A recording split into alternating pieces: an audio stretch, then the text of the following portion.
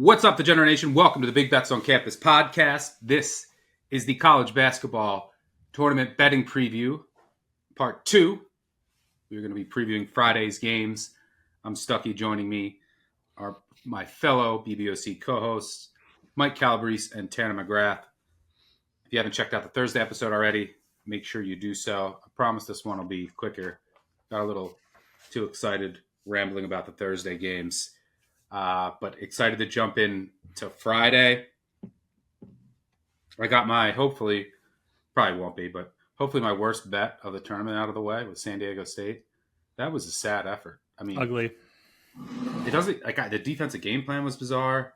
I get that North Carolina shot lights out from three. They were going to win if they did that, but to lose how they did, that was pretty stunning.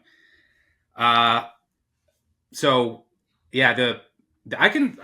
What are your guys' thoughts right now on the card for Thursday and Friday? I can honestly say this is one of the tougher first round cards, in my opinion, that I can ever remember. I mean, obviously the market gets more efficient as years go on, but there's so many sides that I like that have caveats. There's a lot of injury uncertainty, and the margins are already thin. We know a lot of who these teams are by this point in the year. And then there's the travel curveballs for Yale tomorrow, for VCU and how they want to play in the altitude. I'm really disappointed that a lot of these teams that I liked got shipped out to Denver after playing on Sunday to altitude, which just throws a little curveball in there. And then there's a bunch of teams just with injury uncertainty, who's going to play and how much.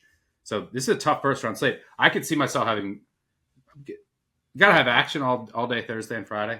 You can have some first to 10 bets, some round robins, but pregame maybe only 4 or 5 a day. Couple of good live betting games.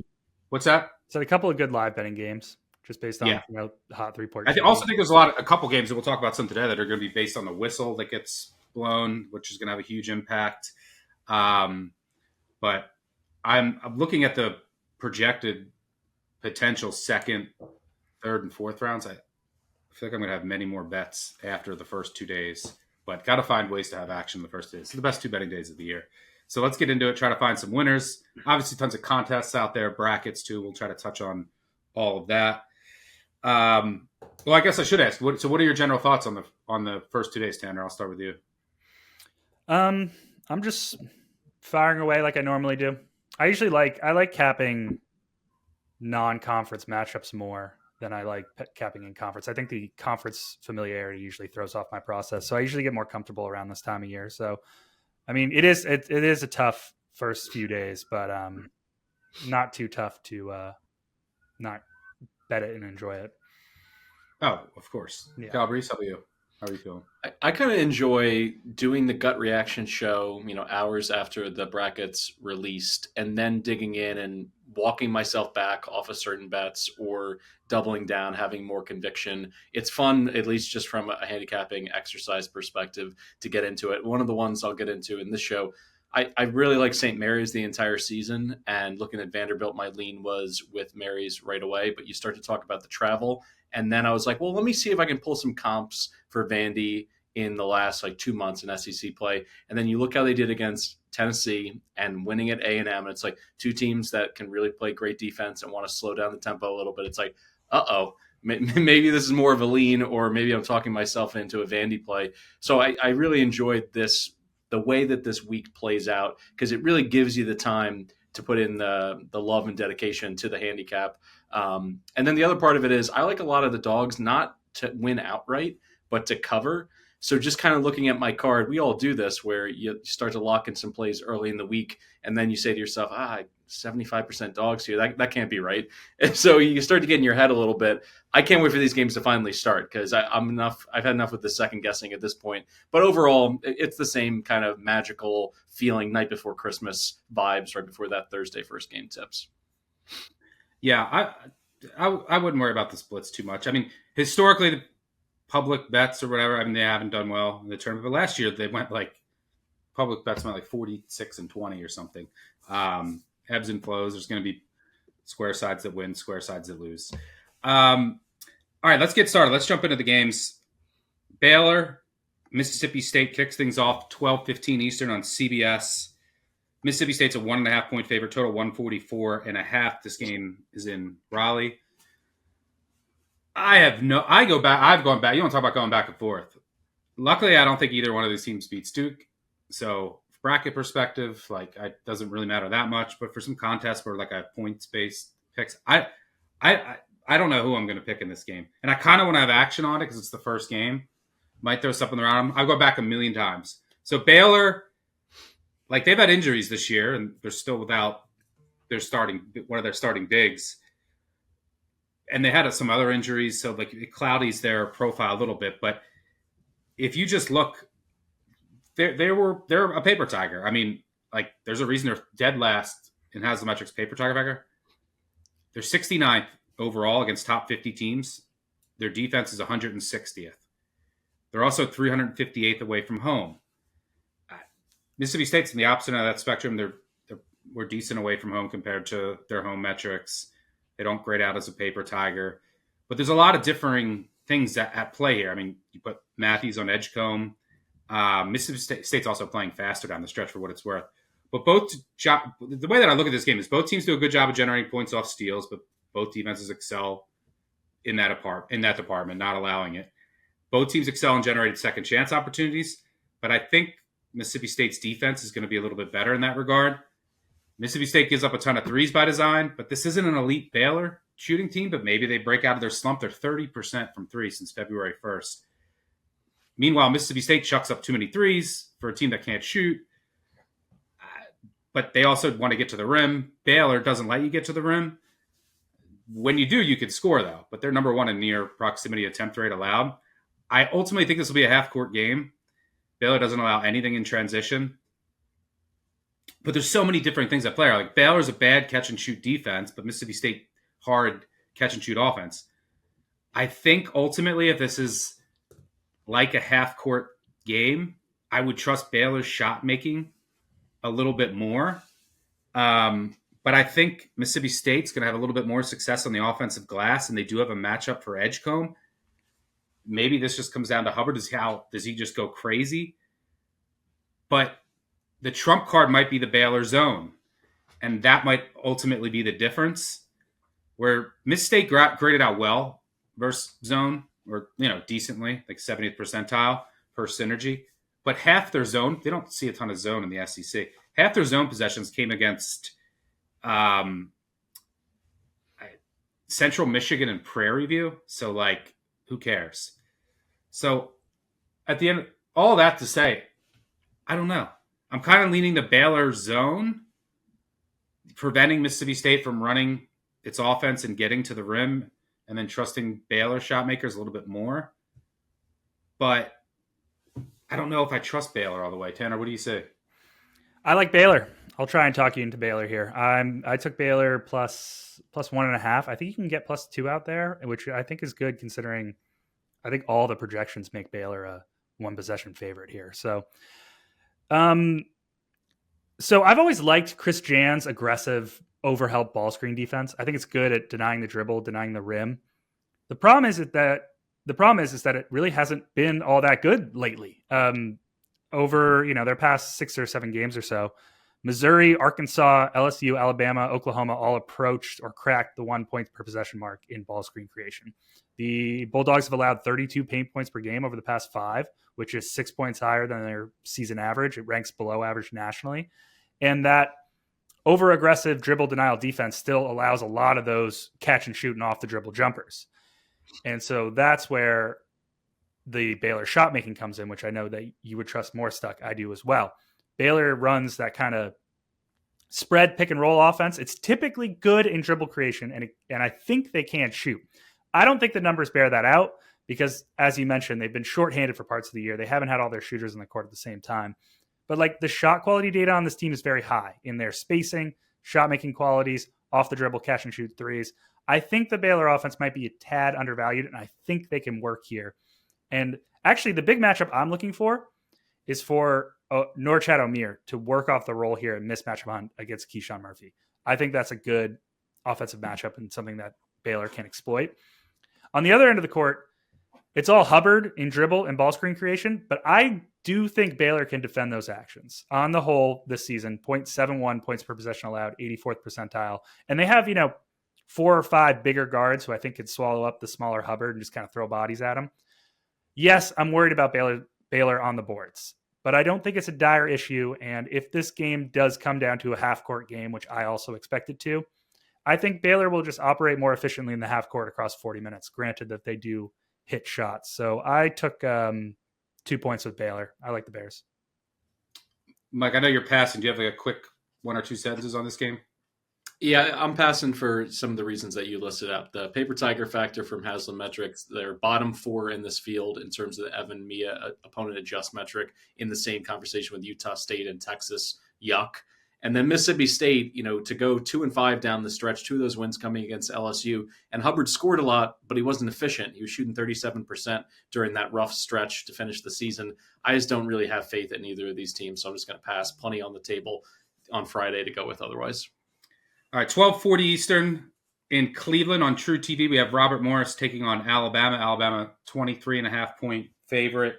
Total 165.5. One of these sky-high Alabama totals. Mike, you want to make a case for Bobby Moe? So in the first round of the NCAA tournament, Nate Oates is 1-3 against the spread. Didn't look to blow out low majors like Iona or Texas A&M Corpus Christi. Andy Toole has coached against him twice when he was at Buffalo. They split those 2 games. Toole also took a 15 seed in the NCAA tournament, took the number 2 seed Nova to overtime. So he has a little bit of experience to lean on. But really, this comes down to Grant Nelson is probably going to sit, or at the very least be on a serious minutes restrictions. If you listen in to what Oates had to say, they have visions of getting to the Final Four. This is not a game that they're going to really sweat in the second half, at least in my opinion. But without Nelson, you look at the stretch 4 from Spain. Hopefully, I'll get his name right. Alvaro Folgarias. Close enough. He's got a phenomenal nickname, El Pulpo Fol, which is the octopus. And the reason for that is he can do so many things. He can stuff the stat sheet in so many different ways. Namely, he can knock down threes 42.3% on the year. If Nelson's not there and they go to other bigs, I think there's a potential for Bobby Moe to spread them out a little bit. And then I'm just looking for some 3-point variance to go my way. When they played against faster teams, and I know that everyone's slower compared to Alabama, but at least in the horizon, Fort Wayne and Youngstown, they played really fast. They split with both of them, and in the second game, you could see schematically they learned things because they held the Penguins and the Macedons to 69 and 70 points, respectively, in the second game. I think this is just going to play to form with Oates already looking to the round of 32. 23.5 is a little rich, in my opinion, if Bobby Moe can hit 8 or 9 threes in this game. I think they can hang around a little bit, and the headspace is on the next round for the Crimson Tide. So I'm going to go with the 15 seed here. Yeah, I'll probably be on Bobby Moe. I'm waiting to see how high this line gets. I do show a little bit of value on them. I think they have a horrendous pick and roll offense, though, which is how you want to attack Alabama. But there's paths here to score enough points. Alabama's defense isn't great. They can get offensive rebounds. They can get to the line. And then you mentioned their bigs can shoot, and especially if Nelson isn't out there, I think that can be a bit problematic. And, they have good rim protection. And what does that mean? I mean, I'm sure Bama's going to get to the rim and they're going to finish. That means they can guard the 3 well. And that's would be your biggest fear in this game, is that just Bama going bananas from 3. And they're going to blow out good teams, yet alone, a Horizon team if that happens. So they can potentially limit the damage. I'm afraid they might get just cooked in transition, and the athletic and talent gap is pretty big. But I'm showing a little value on Robert Morris. I just think that this team continues to be undervalued by the market. It's one of those teams that started over. It was like a brand new team. And their only high major they played was West Virginia. They got destroyed, but it was the first game of the year for a brand new team. So I don't really, and it was a healthy West Virginia team. I don't really take too much from that. And, they've really come together over the past 2 months. And they finished 16-1 straight up and against the spread. So, yeah, I think at 23.5, it's Bobby Moe or nothing. But Alabama, too much talent to be threatened here for a potential upset. But I just think they can get enough buckets against this Alabama defense, and then at least limit the amount of 3-point attempts that go up, which I think would be helpful to just staying within, 3 touchdowns and a field goal. All right, let's move on to Milwaukee for a 1:30 Eastern tip between Lipscomb and Iowa State. Iowa State 14.5, 15-point favorite. Total 143.5. The more I dig into this game, I think it could be. There was a potential that this could be a sneaky under. I mean, Lipscomb won't get any offensive rebounds. They get back in transition. That's why they don't get offensive rebounds. One of the reasons. They don't foul. They take care of the ball well. And I think their offense will just get blown up. Like, I don't think Iowa State's going to let them run the offense they want to run. So I think they're just going to end up taking bad shots. But I think the loss of Gilbert hurts more defensively than it does offensively. How much? I don't know. Like, Iowa State's a hard team to profile. Like, I know who they are at full strength. But when they're not, like, it's hard to figure out all the moving pieces and how good they are and everything that's going on. How healthy is Lipsy? It is worth noting Lipscomb shot 39% from three at home, only 34% away from home. Iowa State, 39% at home, 33% away. So both these teams shot so much better at home. Lipscomb doesn't want to go near the rim, 328th in near proximity attempt rate. Iowa State doesn't let you go near the rim, so that's a good thing. But Lipscomb doesn't have any rim protection. I think Iowa State can just dominate them in the post athletically. I just think most importantly, I think Lipscomb, their offense is going to get blown up here, like with the pressure of Iowa State, and they're not going to be able to run anything that they do run. It's a beautiful motion offense. They have shooters all over. They're going to have to make threes in this game. I don't envision them scoring many other ways. And they can shoot, but I think this is going to be a tough task. If Iowa State is at full strength, I'd be laying in here. I still lean Iowa State. Mike, I know you like Lipscomb, and you're going to make a case for the Bisons. Yeah, I just really can't get over the fact that without Gilbert, you think back to that game against Oklahoma State, they scored just 68 points, losing Curtis Jones off of the bench. He's the best sixth man in the country. He was a shot in the arm every time that he came onto the floor. They really didn't have these big drop-offs. Now with him playing starter minutes, shrinking the bench a little bit, I'm not enamored with this team without them being full strength, which is a shame because I probably would have had them winning this region and going to the Final Four if they had a full deck, but they don't. And yeah, there's lots of little things to like about Lipscomb. They never foul. So Iowa State's going to have to prove to me for 40 minutes that they can run their offense and not go through lulls without getting bailed out with fouls. They allow the fourth lowest assist to made basket ratio, which essentially is going to, I think, put them into some situations where it's just Curtis Jones going one-on-one. And so, they're going to have advantages in these one-on-one matchups, but I still think the way that Lipscomb plays their defense, it's not going to be a layup line. It's not going to be wide open cutters getting to the basket. So then it becomes a three-point shooting competition in terms of covering the spread. Can Lipscomb get to 8 or 9 threes? I appreciate that you threw out the splits in terms of the home and away. 34% is still pretty decent. It was good enough for them to cover on the road at Arkansas earlier this season, a team that athletically had way more and brought way more to the table than the Bison do. But I just view this as an opportunity to play one of the lower seeds here in Lipscomb. I think they're going to hang around. I like Agnisovic. I think he, even though they don't get a ton of buckets at the rim, he has some post moves. They'll feed him a little bit. We'll see if that's useful at all in terms of the matchup and the height that he's going to face. But if he can go ahead and play the way even close that he did this season in conference play, he was conference player of the year quality really the whole time. So I think they have a good spread between him on the low block and the shooters on the perimeter. Not to win this one outright, but 15 seems a little bit rich for an Iowa State team that is going to have to be working it out on the fly. I know they have some experience without Gilbert, but I just feel like they're handicapped in that regard. Tanner, do you want to break the tie? Yeah, Breeze, you want to do a little T-shirt bet for this one? Of course. Iowa State, I'm on the bandwagon the whole year. I get off. What could go wrong now? And couldn't possibly win by 35 points in this game.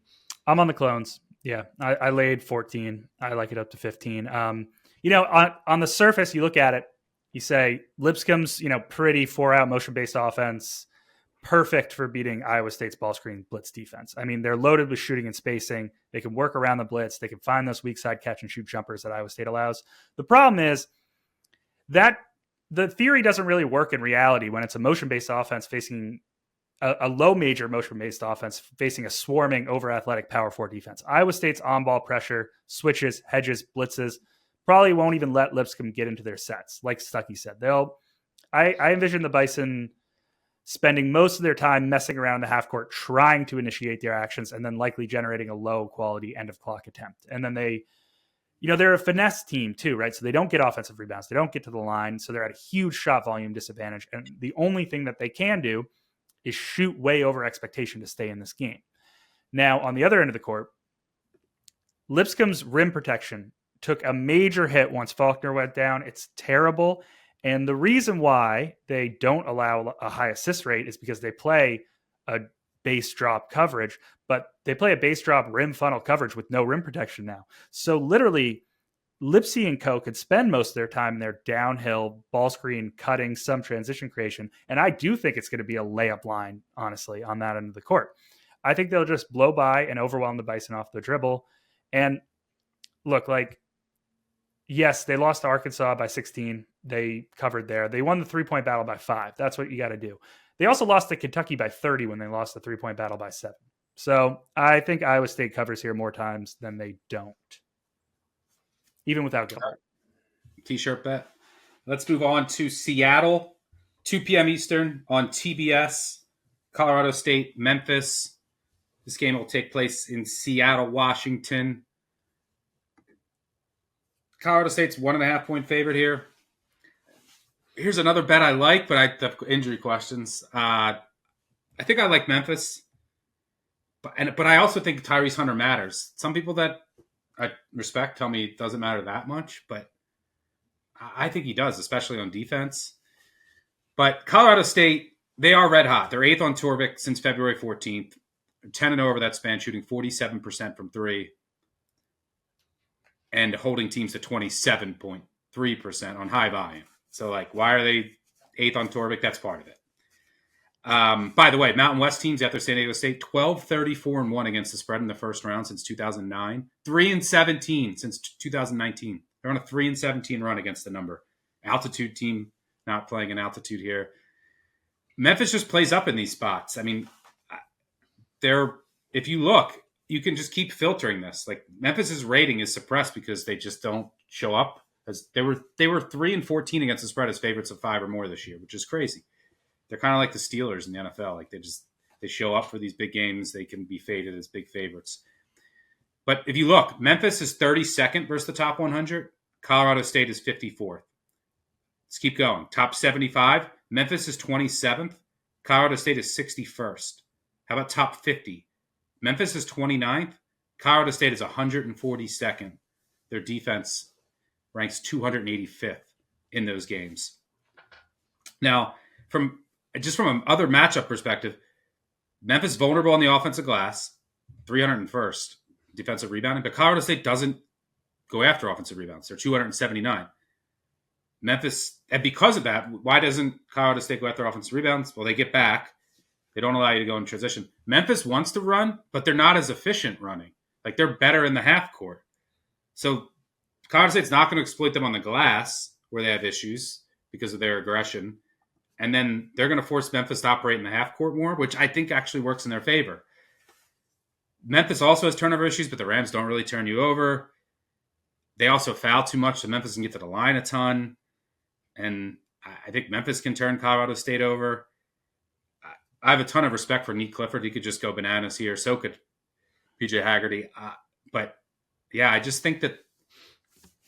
think Memphis can play its game here. They usually play up in spots like this. There's some major regression coming for Colorado State. And I should clarify, when I say regression is coming, obviously they're shooting over their head. No one can make a 3. 47% of our 10-game stretch, and the teams are shooting 27%. In a one-game sample, that means they could just continue. They could shoot. We saw North Carolina last. They could shoot 70% and they'll win. But it also, I think, in turn, there's 2 factors here that are inflating Colorado State's rating a bit, and it's that 3-point differential over the past month, and also how these teams perform against better teams. So the Tyrese Hunter injury, I don't think he's going to play.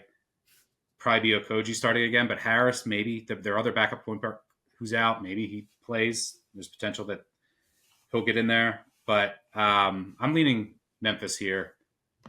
Probably will have a small bet. I'll have Memphis in some form or fashion. Tanner, what are you seeing here?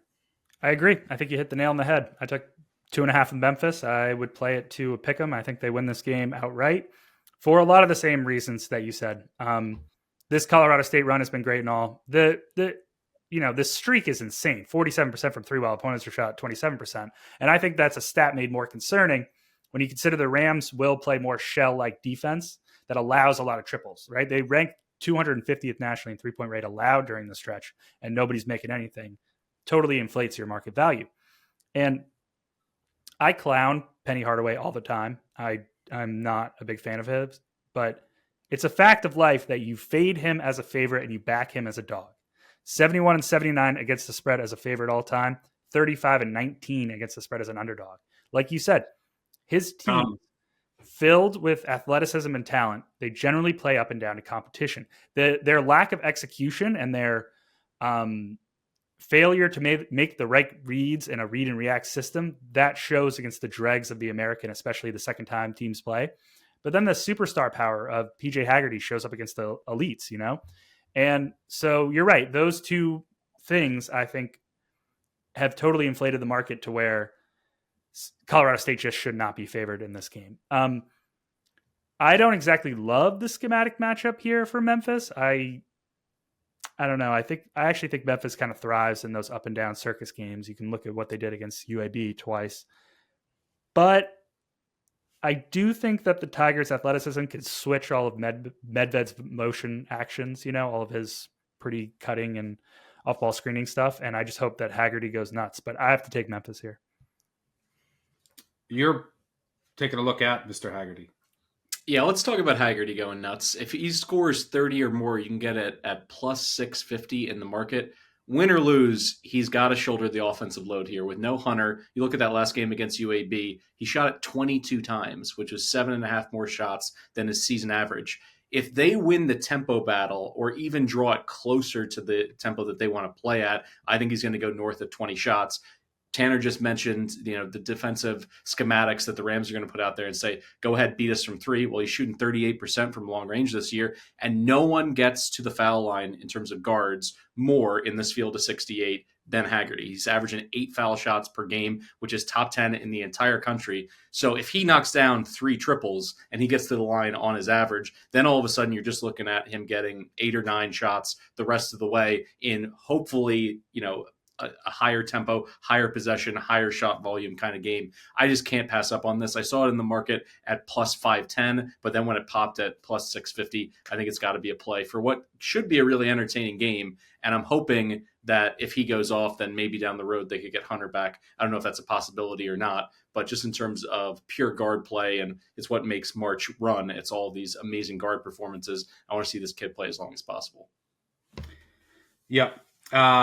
It should be a fun watch. One concern I do have, if it's like tight, like this game's expected to be tight, and Colorado State doesn't miss from the line, and Memphis has a bunch of guys who could miss free throws. And Danger has forgotten how to shoot free throws, and like just those possessions, those swing possessions at the end of the game, that like front ends, like Danger missing a couple front ends. Like he's like 7 of 28 over his past 4 games or something. And you figure he'll get to the line here because Colorado State's a little undersized on the front line. Yeah, Cisse too. He can't shoot free throws. Yep. I think he's under 50%. So that is a concern of mine because Colorado State's one of the 5 or 6 best free throw shooting teams in this field. But I do think there's some factors that do, make Memphis worth a play. But the Hunter injury complicates it. But by the way, one of the reasons why UC San Diego is one of my favorite bets of the weekend is that's the one game where like the potential factors. It's like the one side that I like where the potential other underlying factors could favor them, with Michigan potential fatigue, and they had to play Sunday.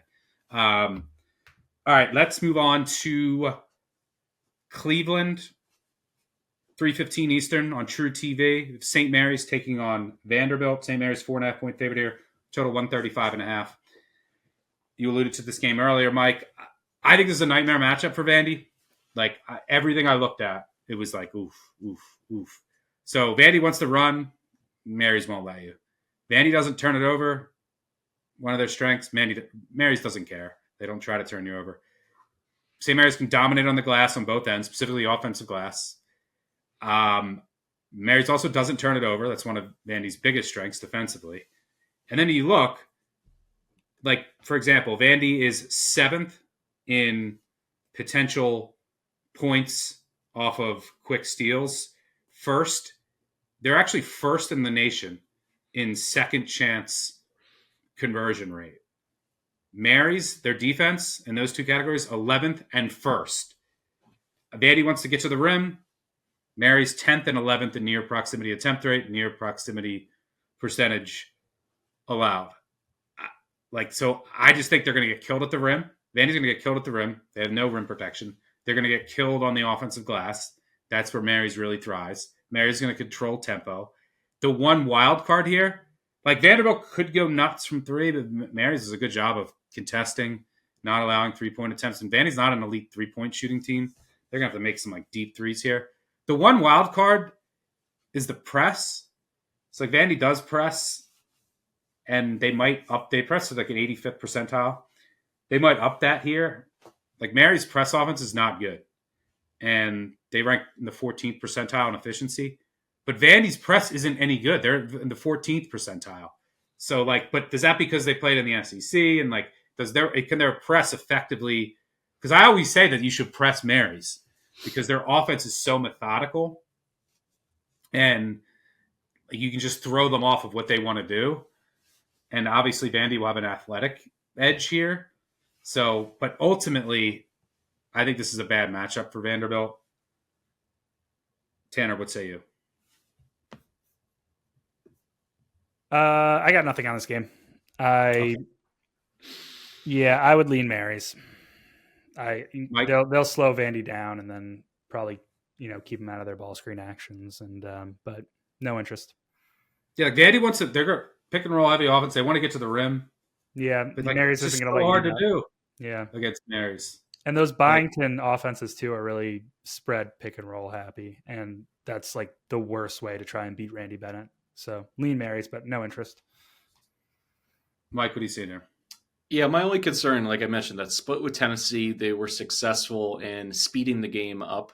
Even though they lost one of them, they still were able to pull the balls a little bit closer to the tempo they wanted to play at, beating A&M on the road. But in terms of comps, like St. Mary's, at least analytically, really elevated. If you look at the past 6 weeks, 5th rated defense per Torvik, 2nd in the entire country in the Haslam away from home rankings. And then the head coaching matchup in terms of experience, Byington, I believe 2 NCAA tournament games, 15 for Randy Bennett. I think those things are going to matter if this is, plays out to be a lower possession crunch time game where you got to make the right decisions and have the right plays drawn up, the final TV timeout, the final minute. So 3.5, I feel, is just about right. It's a shame. I feel like if the travel was flipped and Vandy was at a disadvantage and they were playing on the West Coast, this could be closer to 2 possessions. But if I'm going to go with a side here, I'm still going to stick with SMC laying 3.5. All right. Obviously not going to touch on Duke. They're probably going to blow out whoever they play. Injury questions with the Blue Devils worth monitoring, though. UNC Ole Miss, fascinating game, 4:05 Eastern on TNT. This game will be in Milwaukee. All right, so I think I'm going to be on Ole Miss here. Now, I am worried about UNC. UNC feels like that team. There's always a team that does this. They get in, and then they just go on a run. But UNC's favored here by 1.5. I don't think – I can't get their numbers-wise. I make Ole Miss a favorite. I might just have to – I might just have to bet Ole Miss on my numbers, and there is some looming regression here. And look, UNC, they've been great. What's been different, right? So, basically since February 11th or 10th on Torvik. So what's changed? They did make some lineup tweaks. Withers has emerged. Withers has been amazing. He basically was like nothing at one point in the middle of the season. But he's 25 and 52 from 3 over this stretch. The younger guys are playing better. But over that stretch, they're kind of like Colorado State. They shot 44.1% from 3. Over near 12% better than what they were for the whole year before February 11th. They were at 32%. So there was some, I think, looming positive regression, but obviously they're not going to keep shooting 44% from 3. Teams also are shooting over that stretch 30% from 3. A pretty high volume. And by the way, their 2-point offense and defense has gotten worse. So it doesn't make sense Like, I think a lot of this is just shooting variance going their way. Meanwhile, Ole Miss is in the opposite end of the spectrum. Since February 1st, they're shooting 32.5% from three. They were 35% prior. Teams since February 1st are shooting 38% against Ole Miss. Before that, they were shooting 29.7%. That was never going to last, but I think it's swung too far the other way. So these two teams have been polar opposite. Like, if the regression were to hit, and I think it's like just impacted the ratings of these two teams, it would be this game. Now, from a matchup perspective, Ole Miss doesn't allow you to get to the rim. They're 13th near proximity attempt rate allowed. That's where UNC wants to go. They're 9th on offense. But they force you to work in isolation. 99th percentile frequency. UNC is elite working in isolation. So that scares me. They also don't turn it over. That's what Ole Miss wants to do. They want to turn you over. Ole Miss does at least limit transition. So I think that there's enough here. Like, they don't, not going to let UNC get to the rim. They're not going to let them get in transition with the looming regression. Like, I might have to sell high on UNC, but the college basketball fan and bracket person, I mean, I know that there's always a team like this that just gets hot, sneaks in. It feels like that's UNC, but UNC, have they beat anyone yet with a pulse? Like, first the top 50 this year, Ole Miss is 23rd in the country. UNC 66th. So this comes down to, what do you believe? Do you believe UNC has changed this much, or is it a lot of shooting luck? Based on their 2-point offense and defense getting worse, I think it has a lot to do with shooting luck. But they're playing confidently. I still will take Beard over. I'll take Beard over Hubie in this as well. But feels scary. But I think I'm going to be on Ole Miss. Tanner? North Carolina doesn't have a single win in the top 25 of KenPom. So there's that. I don't think that their offense matches up well with Beard's no middle, which, like you mentioned, just going to dribble deny RJ Davis. Ole Miss or nothing for me. I mean, I'll tell you this. If UNC shoots 13 to 25 again, they're going to win. I mean, Ole Miss's defense is going to give you those. But yeah, they're going to get looks, but they're also they're shooting at an unsustainable rate, and they're more comfortable in downhill creation, anyways. Yeah, they want to get to the rim. That's where they want to get. They're top 10 in near proximity attempt rate, but Ole Miss doesn't let you do that. Now UNC doesn't turn it over, and they do grade out well in isolation. That's where Ole Miss makes you work. But I don't know. I think Ole Miss should be a small fave. Calabrese, are you riding the heels bandwagon? I mean, the way I look at this, and I'll pat myself on the back in the first 4 show, I just said, I got to get out of the way of this locomotive. Now, I wasn't smart enough to jump on the bandwagon and play North Carolina, but I mean, maybe this is, semantics. It's like, they don't need to get hot. They are hot. And to be honest, if somehow, if the guy doesn't put his foot in the lane and they beat Duke in overtime, are we talking about this North Carolina team a little bit differently? They wouldn't have been on the bubble, in the same way they were conversationally going into this tournament. Maybe that's helping in terms of the chip on the shoulder element and all that. But you saw what that same Duke team did in the second half to Louisville. They absolutely fed them into the wood chipper. So I don't know. North Carolina, for me, it's a team that I cannot fade at this point. I agree, though, on the coaching element. I love Beard, and I love the no-middle defense and what it potentially could do. But just to your point, Stuck, every single year, it seems like one of these 11 seeds, they hit the play-in game, they start feeling great about themselves, they go on a run to the second weekend. This looks like them in spades right now. So I'm going to go ahead with North Carolina if I had to play it, but there's just no way I can back the Rebels. Yeah, I'm going to be on Ole Miss. I'm probably going to be on an island. I feel like that's going to be a game where no one in the world wants to bet Ole Miss. All right, let's move on to let's head back to Seattle. Let's go out west. 4:35 Eastern on TBS, Grand Canyon in Maryland. 10.5 point favorite, total 150.5. I think this is about right, this line. Like, I don't have much here. Some people I'm seeing picking Grand Canyon as a potential upset over Maryland. I don't see that. They beat St. Mary's last year. They could out athlete St. Mary's. I don't see that happening here. This isn't the same caliber of Grand Canyon team either. Their offense is much worse because they don't have McLaughlin. They just don't have the same spacing. They want to play super fast. They want to get to the rim. I think that'll be difficult here. Maryland's starting 5 will be significantly better than now. They won't be like intimidated, and they won't look like it's a different team. Like they can match up athletically and be on the same floor. But what I think this comes down to, turnovers. Grand Canyon turns it over too much. You might see Maryland press here.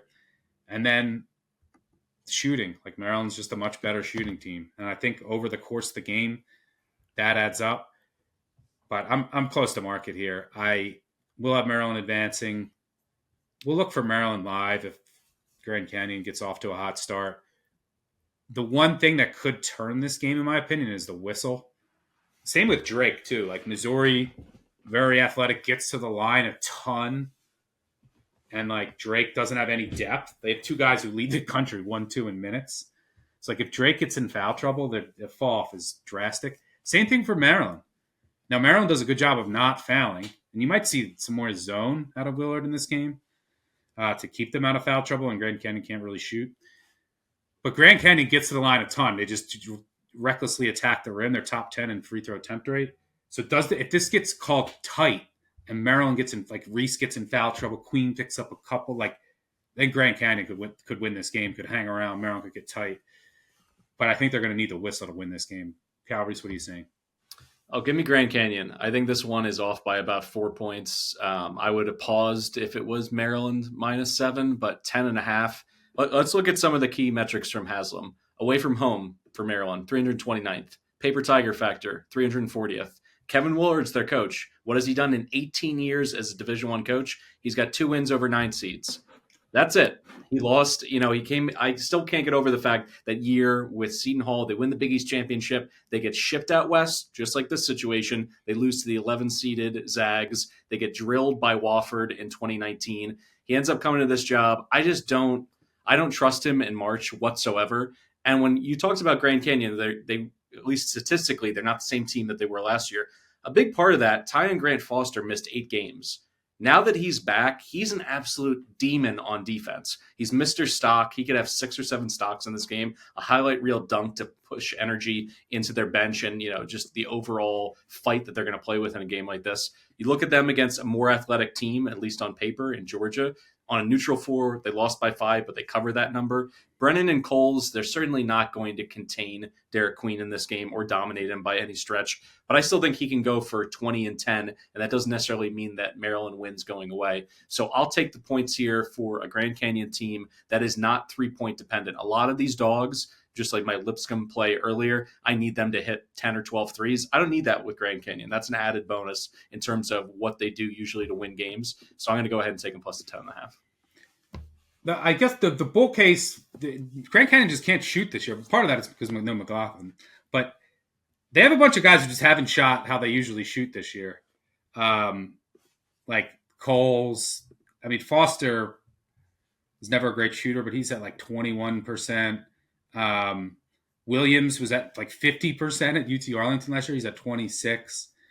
Like they're not if they want to just get to the rim, but if they like all of a sudden all that just comes back, they could be a dangerous team. But from what I've seen, the spacing just isn't great. It's not the same. But Tyon Grant Foster, yeah, it's a fun player to watch. Next level player, super athletic.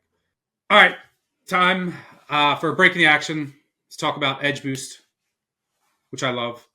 If you're listening to the show, you probably like betting as much as I do. And when it comes to betting, there are 2 things I'm always trying to do: make it easier and make it more profitable. That's why I've partnered with Edgeboost, the financial platform that pays you cash back to wager. Edgeboost is an online bank account that pays you for every deposit. Because with the Edgeboost Visa debit card, you get up to 0.5% cash back on all your sportsbook, daily fantasy site, and casino transactions. That's free money back in your pocket just for doing what you're already doing. It's a no-brainer. I promise this isn't some credit card gimmick. I thought that at first, but I opened my own Edgeboost debit card account. Was so easy to deposit into all my sportsbook accounts, and there's literally no catch. There's no hidden fees. There's no minimum balance requirements. They make their money on volume. They have all relationships with books. It's so easy. You'll never have a hassle. For example, if you've ever had a casino transaction flagged by your bank because they thought it was suspicious, or you've been given the runaround when trying to fund a sportsbook account online, the Edgeboost debit card is the perfect tool to prevent all of those issues. It starts with a $250,000 daily limit and will never be declined for gambling activity. It's why I was happy to open an account and have been happy ever since. So make your betting life easier and stop leaving money on the table. Visit Edgeboost.bet to sign up. And if you use promo code BBOC and deposit $25, you'll receive a $25 deposit match plus Tier 2 status for faster bank deposits and more cash back. That's Edgeboost.bet, promo code BBOC. All right, Norfolk State takes on Florida, 6:50 Eastern, TNT in Raleigh. No thanks.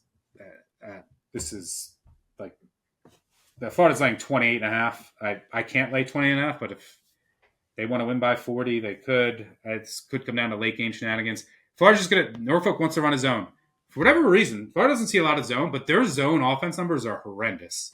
Something worth noting. But here's the thing: Norfolk State, because of their zone, they allow you to get offensive rebounds. Can't rebound, yeah. And they're going up against Florida. And Norfolk State can't shoot. They cannot shoot a lick. They're one of the least 3-point reliant teams in the country because they can't shoot three. They need to score at the rim. Good luck against Florida. All their offense is just Ings and Moore driving at the rim as fast as they can. You can't do that against Florida front line. Yeah, no way. I could not bet Norfolk State, but I don't think I could lay 28.5. So, yeah, easy pass on the board. All right, let's move on to Troy and Kentucky, 7:10 Eastern in the Midwest Regional in Milwaukee. Kentucky, 11.5-point favorite, total 152.5. I've talked about this game before. I think it's a pretty decent matchup for Troy. Like, they're going to switch up defenses. They're going to pressure. They're going to run zone and man in the same possession. That leaves them vulnerable in the offensive glass, but Kentucky's not really a great offensive rebounding team. They do turn it over too much, but Kentucky doesn't really pressure you. The one thing that gives me pause here, and I love Connerway, their point guard, is just the shot-making differential in this game. Like, if Kentucky's making their threes, it's like, good night. As is usual the case, because Troy can't shoot. Their rim and three offense are going to shoot a ton of threes, but they cannot shoot. It's a bunch of 29% three-point shooters chucking it up. And they need to get offensive rebounds, but Kentucky's pretty good in that department.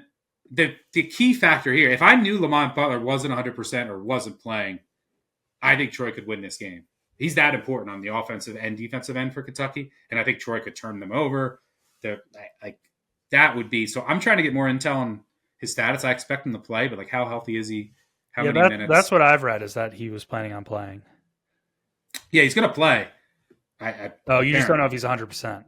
Yeah, like, I don't know if he's 100% and like if he's going to be a full go. What about Robinson? Is he playing at 80%? No, Robinson, no. He's done. Right? Yeah. Okay. Yeah. So I lean Troy here, but it's scary because Troy's going to shoot a ton of threes and miss them, and Kentucky's going to get a bunch of threes, and the disparity is huge. Like they could just put a run on them so quick. So it might be one where I'd look to bet it live too, but I think there's some good schematic edges here for Troy. Just the shot making disparity is huge. Calabrese, what are you saying? I know there's a big jump up athletically, pulling a team from the SEC, but Troy is fourth in offensive rebounding percentage. I don't expect them for those offensive boards to totally evaporate. Yes, the 3-point. They'll look okay on the floor with Kentucky. Like absolutely. And defensively, they held Arkansas to 65 points, Houston to 62. I know that they are not. The problem is they couldn't score in those games because they can't shoot. Exactly. So at least, I can close my eyes and say to myself, could you hold Kentucky to 75 points? Yeah. And then it's just a question of, can you make 10 3-pointers? And I'm going to bet yes. I'm going to take Troy plus the points in this game. They also got super aggressive down the stretch, getting to the line at a top 10 rate. So maybe that can counterbalance a little bit if they get some whistles. You talk about it all the time, Stuck. Like, there's different crews working all these games across the country. You may get a whistle-happy crew, and that could play right into Troy's hands in a game like this and kind of offset potentially shooting 25% from downtown. If they do that, I think they can hang around. And Kentucky also, if this is close at the 8-minute timeout, the 4-minute timeout, how much stress does that go through Big Blue Nation and to these kids? I know they weren't on the floor for these upset losses in recent years, but that's got to be looming. The Oaklands, the St. Peters, like, you can't lose another one as a 14 seed where Troy's playing with house money. So I'll go ahead and take them plus the points. Yeah, the potential villains for Kentucky and Lexington. Jackson Fields needs to hit some threes. He's been hot lately, but I think they need to get some good minutes from Cooper Campbell. He's a freshman. The defense falls off a cliff when he's on the floor compared to Rigsby. Like he's going to play like, I don't know, 20 minutes a game. You might need to up that a little bit just for his offense, sacrifice some defense. I think the defensive discrepancy is massive, but Rigsby is all defense. If Campbell comes in and hits like 5 threes, the Kentucky fans are going to be having flashbacks to Golke. What's the most threes Campbell's hitting? He went 4 of 8 against South Alabama. Just let you shoot threes. He's not like Golke. I mean, he's like a 36% 3-point shooter. But on Troy's team, that's like Steph Curry. So keep an eye out for Cooper Campbell. All right, moving on to New Mexico and Marquette, 7:25 Eastern in the South region. This, from a entertainment standpoint, I think is going to be a banger. Marquette's 3.5-point favorite, total 152.5. This game's on TBS. I think these two teams are very similar in so many different ways. Like neither turns it over. Like both teams want to turn you over, but neither team turns it over. Both teams heavy pick and roll. Both teams good pick and roll defense. Both teams want to run at times. Both teams are really good transition defenses.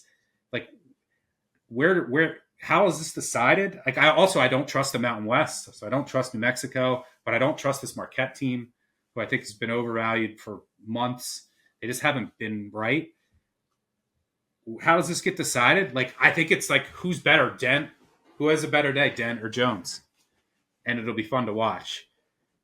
No real feel from a side. I think this line is about right. If anything, here's the thing. Who would I want? Who would you want to face? Because I could see myself fading Michigan State with one of these two teams. Both are allow transition, but are really good in transition defense, which is important against Michigan State.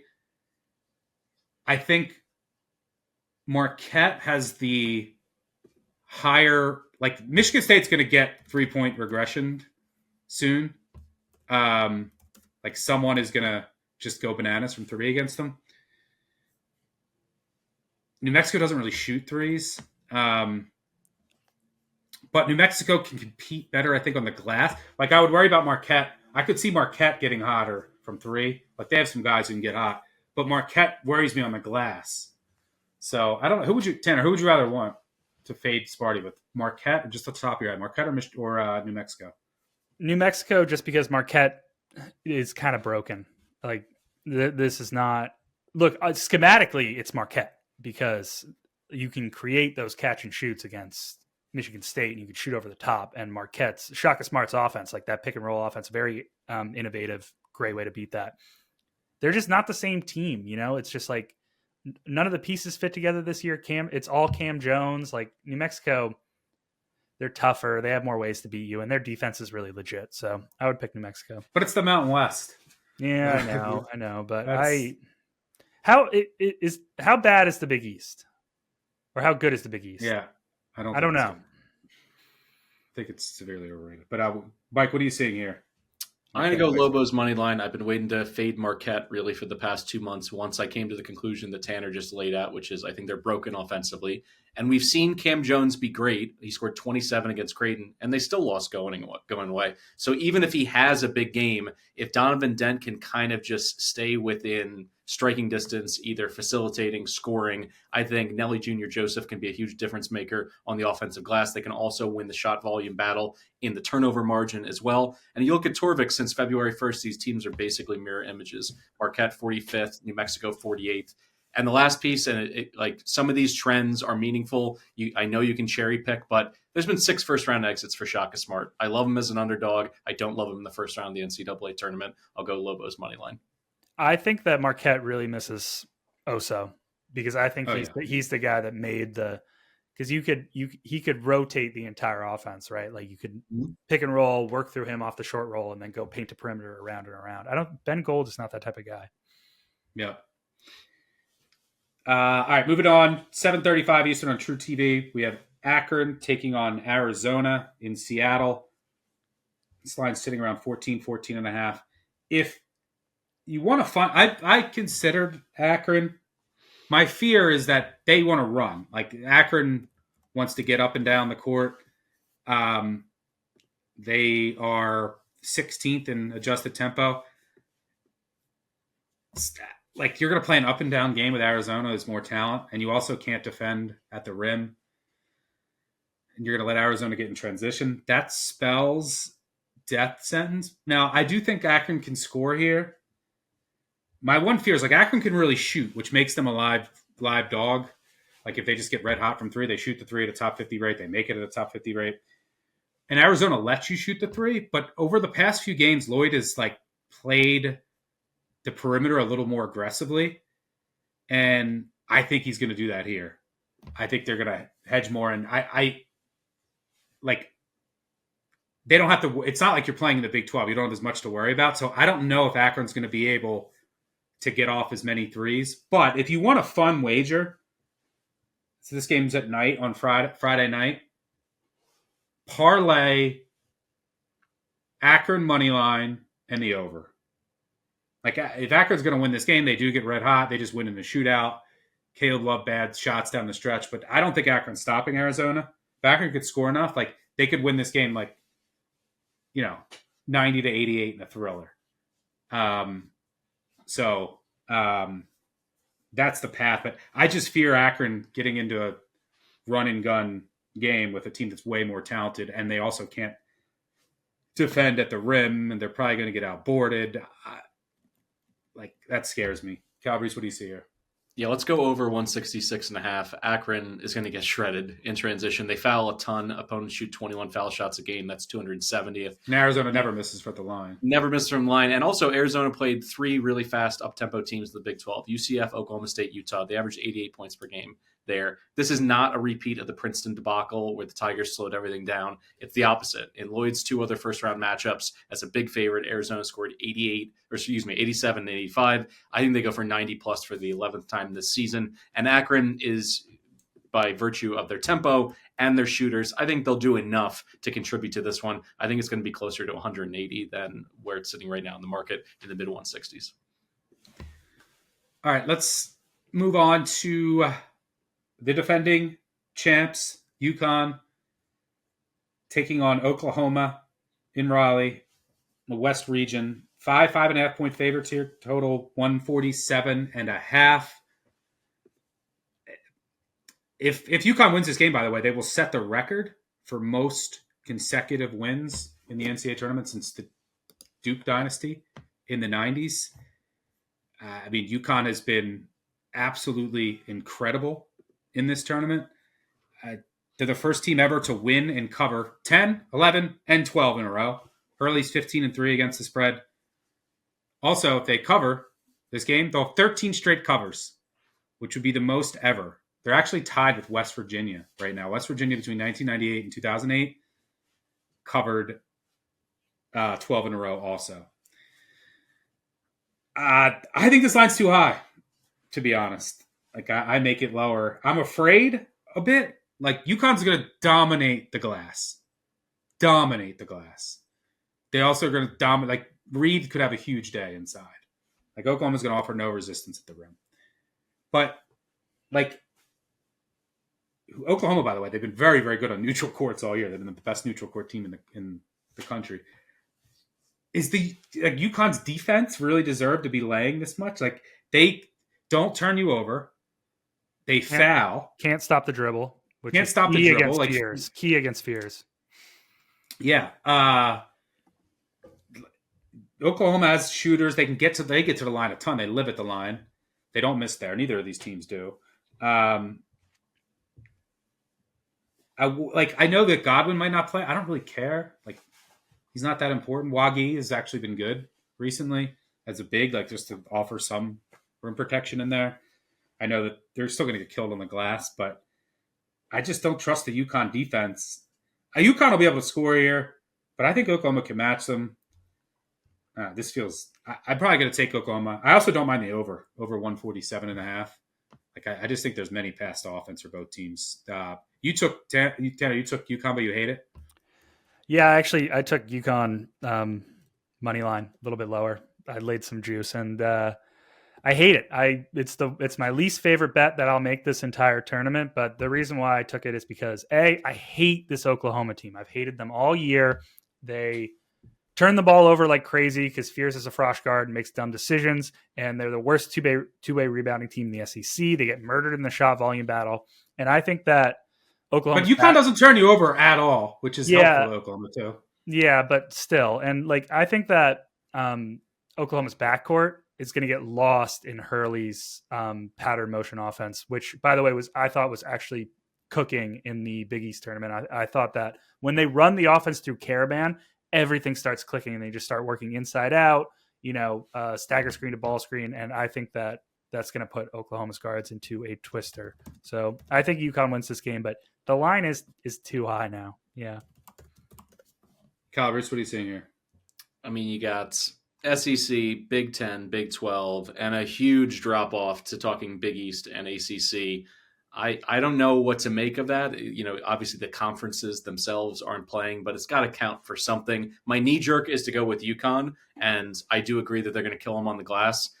They've been missing a Cam Spencer for the entire season. He's not walking through that door. So I think they'll win. It'll be sweaty. I wouldn't feel comfortable laying the points. It's a stay away from me. Oklahoma hits their threes here. They can win this game, but if they don't, they're in trouble. Like Connecticut's just going to get so many easy buckets. But the Oklahoma just might whistle's important here.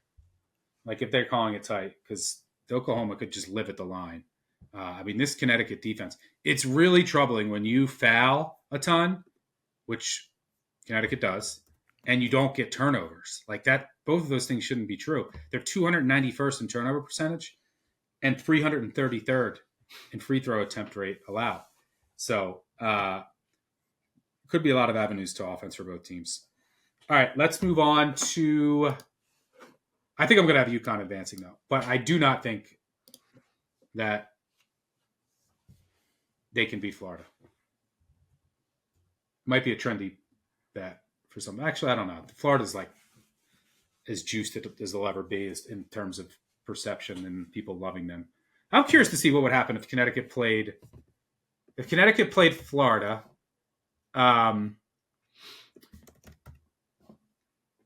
Like everyone loves Florida right now, but it's like say Hurley covers again.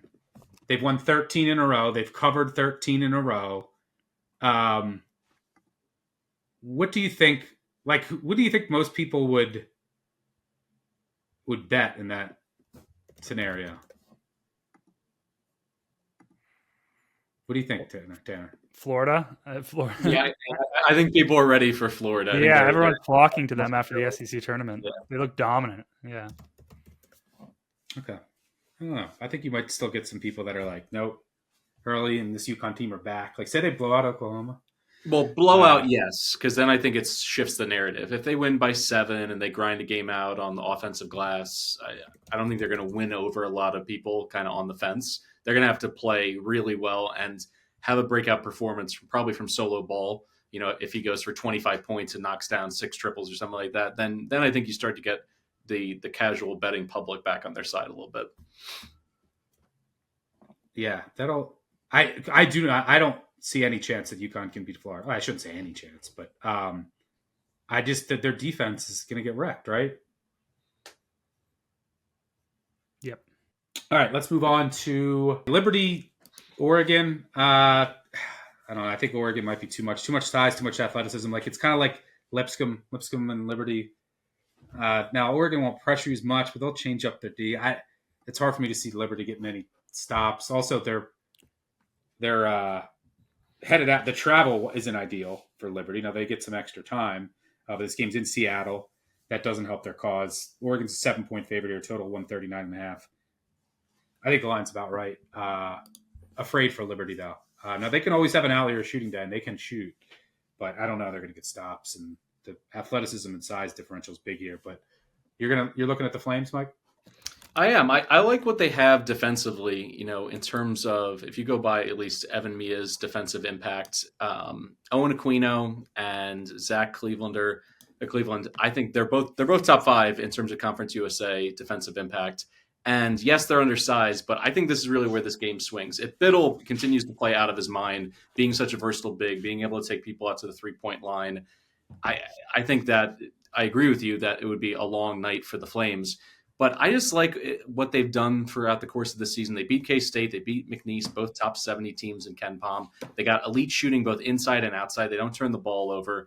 And Oregon, it's just a matter of who you think this Oregon team is. They went through that 1-6 skid in the middle of conference play, and they pulled out of it. But I don't necessarily see a huge double-digit runaway win for the Ducks. This Ducks team, I think, is a little bit more interesting in the round of 32, where Altman's on a short turnaround, and that's really where he flexes his muscles. His staff are so good at confusing teams, game planning, and also presenting different defensive looks that make it almost impossible to game plan. Liberty's had this extra time to put it together. So for a low major like this, that's 77th in offense, 48th in defense, I don't think they're going to be totally outclassed.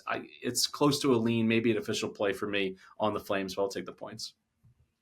All right, finally, let's move on to the American special with Tanner here. 10 p.m. Eastern on TBS at Rocket Arena in Cleveland, Ohio.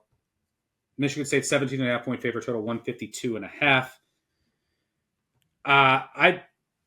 My quick thoughts on this game, is Bryant rated so well because they use their uber athleticism and size, and when you look at these two teams, they're not going to look different.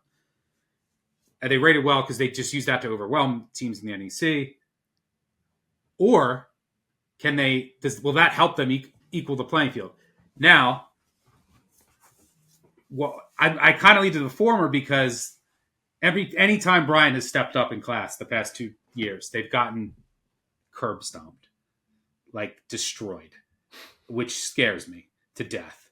Then what that means is when they step up in class, then that athleticism, that's usually their edge. And now it's not. I mean, just going back to last year, they lost by 32 to Cincy. They lost by 17 to Ole Miss, who wasn't that great last year. They lost by 25 to Xavier, who also wasn't that great. Earlier this year, I know Tanner's going to point to injuries, but they lost by 66 to Grand Canyon or something, 56 or 48, something crazy. They lost by 22 to St. John's. Now, I think they can hang around for a half with their athleticism. The scary thing is they want to get up and down. They want to get on the offensive glass. Can they get on the offensive glass here against Michigan State? It's going to be tougher. And because of that, they're going to let Michigan State run. That's a disaster. You want to make Michigan State operate in the half court. But I think they can hang around for a half. Michigan State has these lulls in the first half. Where Michigan State excels is just with their depth. They put it on you in the second half. And that will be super, super evident here because Bryant, 338th in bench minutes. Michigan State, 16th. So I fear that Bryant will eventually wear down. I think I'm going to be on Bryant first half, though. But I fear that Michigan State will put a couple runs on them in the second half. There might be some foul trouble. Michigan State is due for, someone's going to go nuts from three, but that's not really Bryant's game. Maybe because they won't be able to get to the rim as easy. They're going to shoot more threes. They don't shoot a ton of threes. Is this a game where Pinzone makes 8 threes? Maybe then Bryant, it could become interesting. Tanner? Last time talking America East ball on the pod for the year, so I'll give you a Whoa, you're not calling for the hour? No. So I'll go on a little monologue about the Bryant Bulldogs. Get ready to learn some Earl Timberlake, folks. You hit on a lot of the same points that I will. On one hand, it seems like Bryant is a team built to make a Cinderella run, right? They have the size, athleticism, length. They have almost more than any mid-major squad. They're 6th nationally in average height. No starter stands under 6'6". They just are filled with elite two-way wings. Conference Player of the Year, Earl Timberlake. He's the best do-it-all, two-way point forward east of UC San Diego. Newcomer Conference Player of the Year, Barry Evans, crushes the boards, explosive off the bounce. Connor Withers, excellent 3-and-D wing. Rafael Pinzone, elite shot creator and shooter, from deep. The center rotation of Keyshawn Mitchell and Kayvon Kramer, super bouncy, and Mitchell is playing out of his mind right now. All of these guys can handle the rock, take you off the bounce, dish the rock, defend one-on-one, block shots, and most of them can shoot. And Phil Martelli Great switchability. Yeah, Phil Martelli Jr. has done a great job of leveraging the athleticism and length into those right ways. verticality, and switchability. In the shot volume battle, they dominate because they obliterate the offensive boards and they never turn it over. On defense, like you mentioned, they switch everything and then iso funnel into this massive drop defense where then everyone paint swarms and blocks shots. On offense, they leverage kind of dribble handoffs and then mismatch hunt and isolation, and they can get out in the open court a lot and leverage that athleticism and speed. In this matchup against Sparty, there's a lot to like, actually. Michigan State is super rim reliant both ways. Izzo-led teams like to play up and down. So Bryant can play its game here, right? Fast pace, defend at the rim, attack off the bounce. Furthermore, like you mentioned, Michigan State is due for all sorts of negative shooting regression on defense. They allow offense threes. too. They've been shooting better. Yeah, they allow threes in mass, but conference opponents haven't hit. They're awesome in their closeouts, but opponents still shot like 28% on catch and shoot jumpers against them. Bryant doesn't like to shoot threes much, but they have shooters, right? Pinzone is elite. Withers can pull up. Evans could be in for a big day. But Keyshawn Mitchell, the center guy, he's the difference maker here. Part of his ascension in playing so well recently is that he's been able to stretch the floor and start to hit threes, which is huge as a big man because it opens up spacing for the Bulldogs, who often drive into crowded lanes and then take pull-ups and stuff. If you can space the floor even more, the lanes open up. He's 6 for 11 from deep over his past 6 games, averaging 15, 12, and then 2.5 stocks per game over that stretch. Changes everything for their offense. And then finally, as mentioned, Bryant is going to switch everything and isolation funnel you. Sparty is not comfortable in ISO creation. I think 2 possessions per game, 7th percentile, 0.54 points per possession. It's 362nd nationally. Now, on the other hand, Michigan State does everything Bryant does, but better. They dominant two-way rebounding team. They own the rim on both ends of the court. The last time Bryant played a team like that, St. John's crushed them in the rebounding and turnover battle in a 22-point win. Granted, Earl Timberlake was not available, but they hung for a half. They did hang for a half. And again, Izzo and Michigan State probably wins the transition battle. He's a great two-way transition coach. Sparty is fantastic creating in transition. They're awesome in transition denial. Bryant is good in transition defense, but bad in transition denial because all they do is run up and down. And they are super inefficient in transition efficiency. They're actually better in the half court, especially since PMJ has started working through floppy and curl sets in the latter half of conference play. I still don't trust Bryant's offense in the half court. Too many mid-range runners and hook shots. They take a bad shot. Yeah, and Michigan State... they need to get offensive rebounds. Can they do that here? That's the key. And Michigan State, they're an elite dribble handoff defense. They'll switch every action, not allow really any mismatch hunting from Bryant. Michigan State can also play their game, basically. I think that results in Bryant just getting leaned on eventually. And Sparty also, they finally have a go-to guy, one-on-one shot creator in Jace Richardson. He's the guy that can beat Bryant's defense. Crafty guards at UMBC this year were really the only guys who gave Bryant's defensive scheme a lot of fits. What does this all mean? There's only 2 ways I could bet this game, if at all. First, under, as gross as it is, because the pace is going to be crazy. It's going to be crazy. But the way I look at it, Michigan State should be able to play transition denial against Bryant's inefficient transition attack. Hopefully that slows the pace a bit. Michigan State's going to switch everything against the DHO actions, force Bryant into their old tricks, which is getting caught up in inefficient high paint shots. Bryant is going to ISO funnel Michigan State. I think there's only so much that Jace Richardson can do. Hopefully they cancel each other out on the boards. And for what it's worth, projections are like 5 points lower on the total than the market is. The market's 152. KenPom's 149. Haslametrics, Evan Meyer, 147. Sean Kerner, our guy, is 147. I don't know what you're at, Stuck, but I'm curious at some point. The second one, 149, yeah. The other one is scary. Yeah, Bryant first half. Breeze thinks he's going to storm out of the gates, as he'll mention. Stuck likes Bryant first half. I think Sparty gets shocked by the pure size and physicality of this mid-major squad. St. John's was earlier this season. That was a 4-point game and a half. I think Bryant hits a few early triples. I think Pinzone and Keyshawn Mitchell especially. And Michigan State, slow starters, figure out in the second half, and they will eventually lean on Bryant in the second half. I think that's what happens here. And it's been a great season of American East ball, but this is the end of the road. Maybe there's one more. You never know. There's always an upset no one sees coming. Calabrese, you gotta bet in the similar vein. Yeah, two different angles here. First to 15, go with Bryant plus 230 on the money line. And if they get up, let's call it 15-9, then go ahead and hammer Michigan State on a discounted number to cover a spread. And one of the reasons why I like Bryant, that we've covered it all in this one, but they're 33 nationally in kill shot ratio. So they can go on runs, and they've done a decent job of limiting runs from their opponent. So I could at least see if we get some 3-point luck early. Plus 230 is the kind of number that entices me, anything north of 2-1.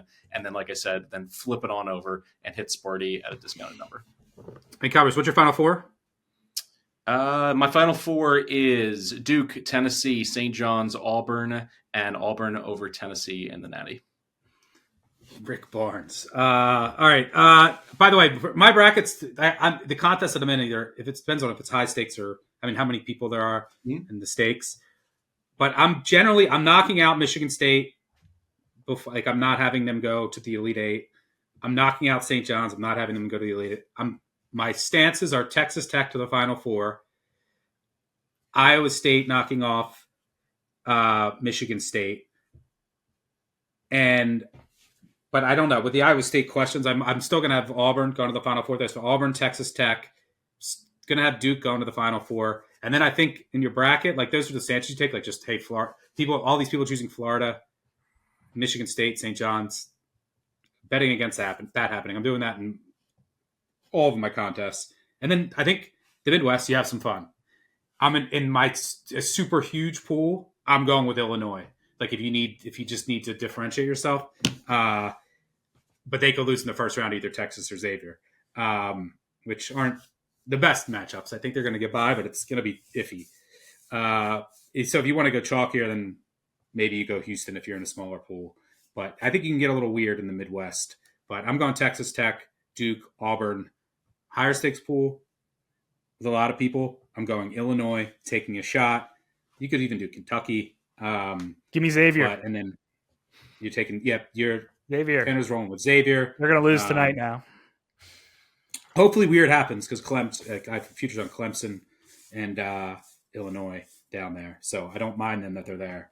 But all right, that'll do it for us. Thanks to Tanner and Mike for joining me.